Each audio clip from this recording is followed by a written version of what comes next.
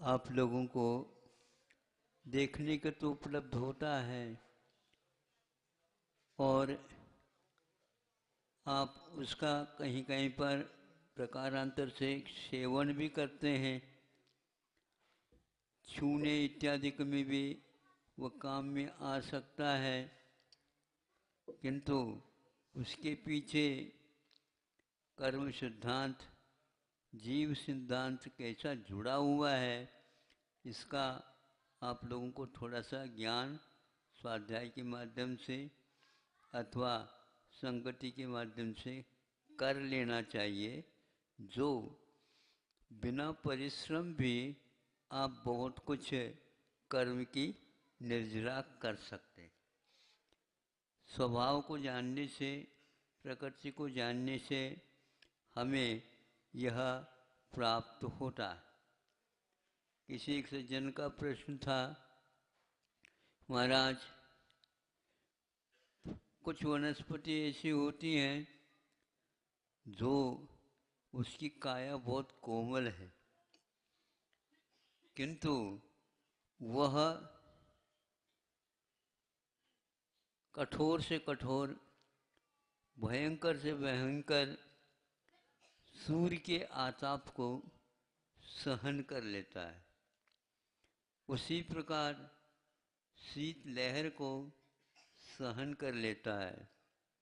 इसी प्रकार वो पानी में रह करके भी हमेशा हमेशा खिला हुआ खुला हुआ मिलता है, और आपके लिए थोड़े से पानी न मिले मुरझा जाते हैं। आप ठीक है या वो ठीक है? बताओ। है आप भी जीव और वो भी जीव। आप पंचेंद्रिय हैं, संज्ञी हैं, समझदार हैं, और वह कुछ भी नहीं है, लेकिन फिर भी आपके जीवनोपयोगी बना हुआ है, उसके भी आप उपकार मानते हो क्या? नहीं मानते। केवल गर्दन करने से थोड़ी होता है।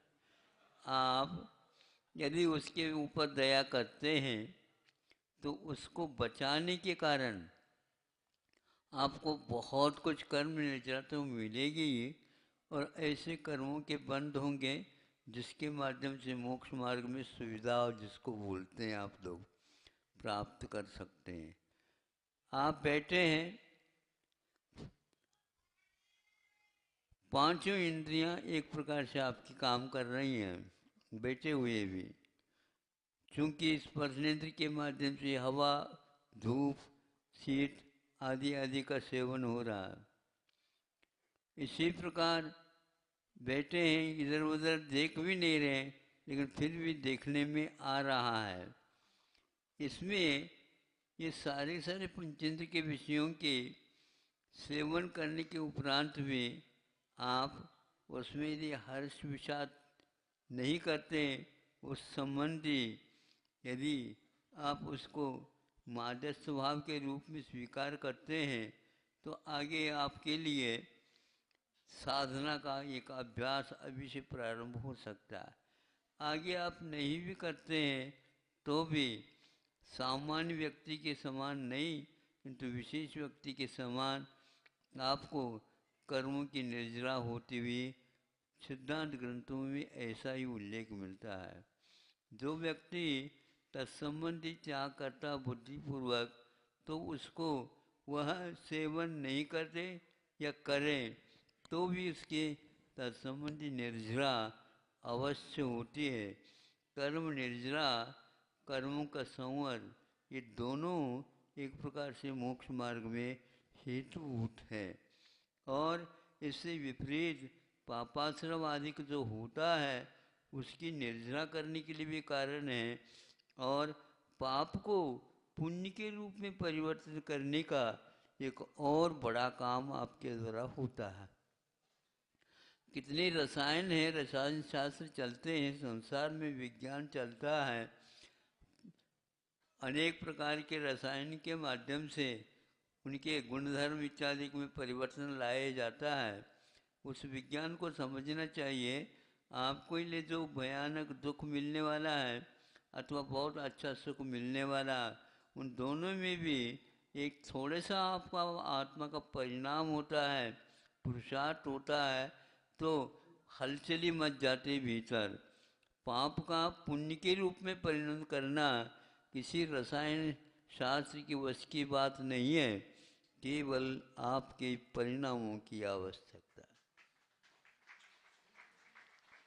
स्वाध्याय करने से, जैसे दुकान चलाते समय आप लोग भिन्न भिन्न देशों से संपर्क स्थापित करके अनेक प्रकार के सहयोगी यंत्रों के उपयोग करके उससे लाभान्वित होते हैं, उसी प्रकार सिद्धांत को, स्वभाव को, कर्म प्रकृति को समझने वाले ज्ञानी लोग ये किसी गुफा में भी बैठे हैं, लेकिन उनका रसायन शास्त्र का ज्ञान होने के कारण इस ढंग से आत्म पुरुषार्थ करते हैं और बैठे बैठे रहते हैं, लेकिन बैठे बैठे ही वह मोक्ष मार्ग पर चलते रहते हैं। बैठे हैं लेकिन वह आसन है उनका, बैठे हैं, उनकी वहाँ मनोवचन काय की चेष्टा है, वह इधर उधर न जा करके सीधे ही चलते रहते हैं। उसके परिणाम स्वरूप आप कितनी भी तपस्या करो, एक मुनि महाराज शांति से बैठे, ऐसे कुछ भी नहीं कर रहे हो, नहीं समझे, फिर भी आप लोगों की अपेक्षा से वहाँ पर बहुत बड़ा परिणाम के माध्यम से कार्य होता रहता है। परिणाम एक प्रकार से क्या कहलाता है, 365 दिन अध्ययन करो, परिणाम क्या निकला, परीक्षा में उत्तीर्ण नहीं हो सका तो परिणाम गलत निकला। निकला तो सही, क्योंकि विधिवत नहीं करने से ऐसा होता। हम ज्ञान के माध्यम से थोड़ा सा भी संयम धारण कर लेते हैं तो वह बहुत कुछ लाभान्वित आपको कर देता है। आप बैठे हैं तो एक प्रकार से प्रत्येक शरीर जिसको बोलते हैं, अभी आज सुबह सुबह चर्चा के दौरान कुछ लोगों को ये मिला है, और भी जनता काफ़ी है, दोबारा भी सुन ले तो अच्छा ही लाभ ही होता है। हाँ, तो याद तो होता है, लेकिन दूसरे को याद दिलाने के लिए नहीं होता है, प्रयोग करने के लिए होता है।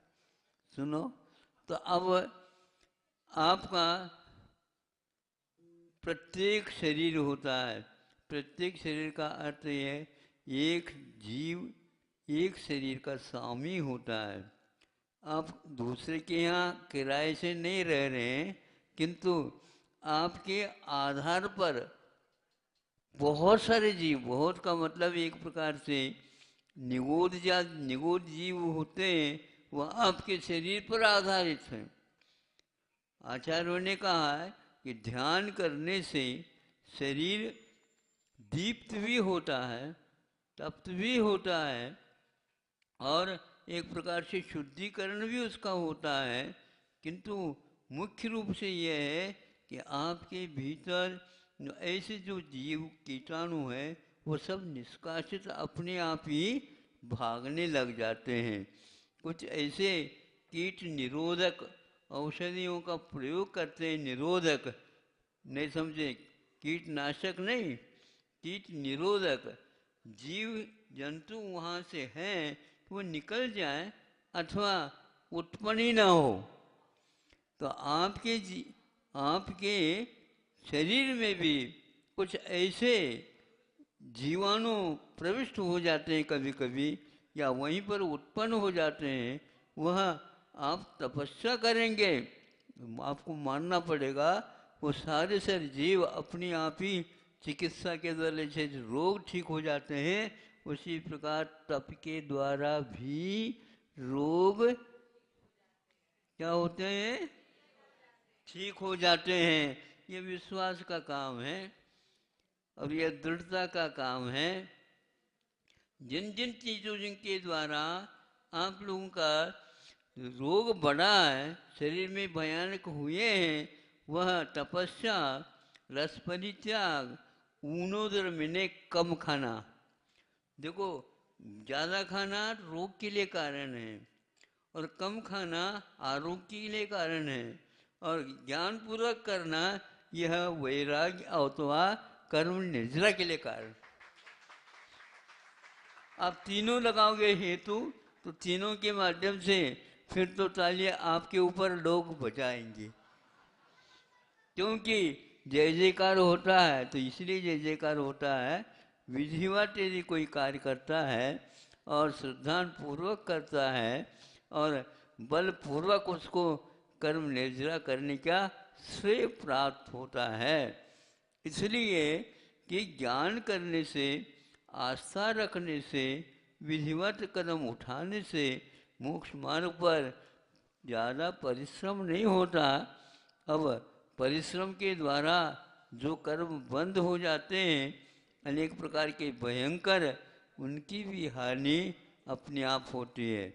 अभी अभी हमें एक लेख पढ़ने को उपलब्ध हुआ, वैज्ञानिक युग है, भारत इसमें बहुत पीछे है ऐसा उन लोगों का कहना है, और भारत तो स्वीकार कर लेता है उसको गर्दन हिला करके, हाँ हम बहुत पीछे हैं। किंतु ये ध्यान रखना, रेलगाड़ी के पीछे जो रहता है वह कौन होता है? गार्ड का तो क्या होता है? गार्ड का अर्थ होता है रक्षक, नहीं समझे? तो वहाँ पीछे रहता है, नहीं समझे? हरी झंडी जब तक नहीं दिखेगी रेलगाड़ी हिल नहीं सकती, ध्यान रखो। ऐसा होता है। इसीलिए हमें ये सोचना है कि वह लेख पढ़ने से ज्ञात हुआ, देखो हजारों वर्ष पूर्व में भारतीय संस्कृति ने जो लिखा है, अनुभव किया, आज इन लोगों को अन्यत्र कहीं नहीं मिला लेकिन यहाँ पर मिला। उपवास के द्वारा भयंकर रोग जिसको कैंसर की रोग बोलते हैं उसका भी इलाज होता है, ये स्पष्ट उन्होंने स्वीकारता दे दी है। अब बोलो, अपनी यहाँ अष्टमी है, चौदस है, एकम है, दूज है, पंचमी है, 11 है, और सब रस का त्याग नहीं भी करते हुए भी आप कर सकते हैं और अनेक प्रकार के कर्मों की निर्जरा कर सकते हैं। क्यों? उन्होंने ये हेतु दिया, उपवास करने से जिन कोशिकाओं के माध्यम से जीव को आघात पहुंच रहा है वो कोशिकाएं मुरझा जाती है और समाप्त हो जाती है। जैसे नीचे के पत्तों को, पात को आप निकालते हैं तो किसान कहता है ये निकाल क्यों रहे हैं, पत्ते को झड़ा क्यों रहे हो?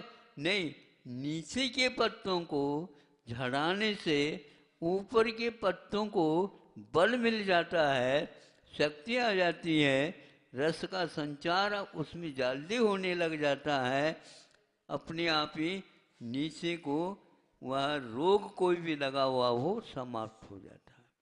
इसी प्रकार उपवास करने से कैंसर की कोशिकाएं अपने आप ही मुरझा जाती है और आप स्वस्थ होने को हो जाते हैं।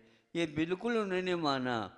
इससे स्पष्ट है कि बहुत 1-1 लाख, 2-2 लाख, 3-3 लाख, 4-4 लाख के भी सुन रहे हैं, 4.5 लाख में इंजेक्शन आता है, नहीं समझे?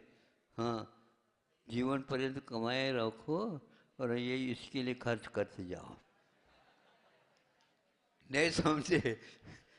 हाँ, सब अब जो है ना, बाल जो है कम करने की कोई आवश्यकता नहीं, कोई औषध आ रहे हैं उनका सेवन करो तो बाल तो झड़ जाते, अब केस लूच करने की भी कोई आवश्यकता नहीं पड़ी। तब लगा, अब ये प्रयोग की बात है, प्रयोग करने से भी ज्ञात हो गया है बहुत ही अच्छे ढंग से वह कैंसर की बीमारी, लोगों को बहुत ये लगता है ऐसा कुछ नहीं, विधिवत होता है। शल्य चिकित्सा जिसको बोलना चाहिए वो अपने आप होते हैं और औषधों को लेने से शल्य चिकित्सा भी हो सकती, हो जाती है। शल्य का अर्थ जो है पीड़ादायक कोई वस्तु है जो जा कर के आपके शरीर में बिना किराए दिए वो बैठ जाता है, आपको ज्ञात नहीं, और आपको क्षति पहुंचाने लग जाता है। वह भी कुछ ऐसे औषध का आहार का सेवन करने मात्र से वह अपने आप ही भीतर से गांठ और जो कोई भी कमी है वह गल करके समाप्त हो जाता है। और इधर अब चीरा फाड़ी का नाम ही शल्य चिकित्सा वर्तमान में सुनने में आता। शल्य का अर्थ ही यही है, गांठ नहीं होता, किंतु शल्य का अर्थ है चीरा फाड़ी से ही उत्पन्न, ज़्यादा दूर हो जाता ऐसा नहीं है, किंतु उसमें कुछ ऐसे औषध या आहार का सेवन कर ले तो निश्चित हो जाता है। कुछ ऐसी क्षमता वाले औषध, औषध नहीं तो आहार है, आहार को ही औषध बनाना यह आयुर्वेद सिद्धांत है अथवा भारतीय संस्कृति की चिकित्सा पद्धति है। महाराज लोग या त्यागी लोग, श्रावक लोग हमेशा हमेशा शुद्ध भोजन, शुद्ध आहार लेते हैं, पानी छान करके पी लेते हैं, उस प्रकार के और विरोधी तत्वों से बच जाते हैं, तो उनके अपने आप ही इस प्रकार के रोग शांत हो जाते हैं। शरीर को एक प्रकार से औषध देने की आवश्यकता नहीं, शोध करके भोजन करने की आवश्यकता। शोध करके तो भोजन सभी प्राणी करते हैं, क्योंकि मरण किसी को प्रिय नहीं है, जीवन सबको प्रिय है, किंतु हम उस संयम के साथ उसको यदि लेते हैं तो जीवन भी बच जाता है और जीवन का विकास भी हो जाता है। विकास करना चाहते हो? हो तो बोलो। हो, मेरे कहने से क्यों बोल रहे हो? हाँ, हो कहना नहीं, लेकिन फिर मैं थोड़े बहुत उनको लग तो जाए, हम जबरदस्त से सुन रहे हैं तो जबरदस्त से मान रहे हैं। शुरुआत में जबरदस्ती भी मान लो, अंत में जाकर के आप उसमें परिणाम आपका बहुत अच्छा निकलेगा। तो मेहनत सही दिशा में करोगे तो अवश्य ही वो जैसे बच्चे परिणाम को बहुत अच्छे ले आते हैं, और कुछ लोग अपने परिणाम से नाराज हो जाते हैं अथवा दूसरे के ऊपर नाराज हो जाते हैं। आपकी वजह से हमारा भाग्य विकासशील न हो करके रुक गया है। आपको सोचना चाहिए, हमारे जीवन में यदि विकास रुका है तो ये आपका ही दोष है, हमारे परिणाम हमें भोगने पड़ रहे हैं। आओ, आप भी इसी प्रकार दूसरे जीवों के लिए भी कुछ करते होंगे, उसका तो मिलता है, उसमें क्या बाधा है।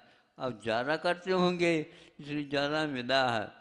जो कोई भी कार्य होता है वह कर्म के अनुसार होता है, ये भारतीय संस्कृति है।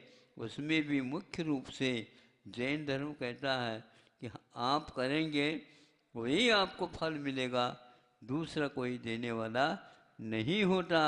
तो यह प्रत्येक शरीर है आपका जो सूर्य तत्व को, सूर्य तत्व से भी लड़ रहा है, हवा से भी लड़ रहा है, और तापमान बढ़ जाता है तो उससे भी लड़ रहा होता है, क्योंकि आपका 98 तापमान बना रहता मानव शरीर का, किंतु लू भी चल रही हो तो भी आप देख लो पसीना पसीना हो गया है, तो कम से कम 98 की जगह 105 आ गया होगा, नहीं आ सकता हो, नीचे भी नहीं जाता। सर्दी के दिन में भी आपको 98 ज्यों का त्यों बना रहता है, और बाहर आते ही कपकपी हो रही है, इसलिए हो रही है भीतर गर्मी है। सर्दी लगती है बाहर तो भीतर गर्म है। और एक प्रकार से यह एक उसकी व्यवस्था है। ये क्यों? क्योंकि आप पुण्य प्रकृति बांध करके आए हो, क्योंकि आप पुण्य प्रकृति बांध करके आए हो। बाहरी जो कोई भी प्रकोप है उन प्रकोपों को भी सहन करने की क्षमता है।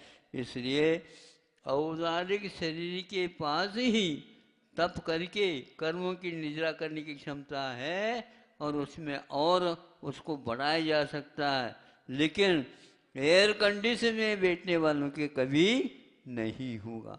और देवों को तो बहुत वैकृत शरीर है, कर्म निद्रा नहीं होती, क्योंकि वहाँ पर तप नहीं है। इसलिए तप करके स्वर्ग जाने की इच्छा नहीं करो। अहिंसा परमो धर्म की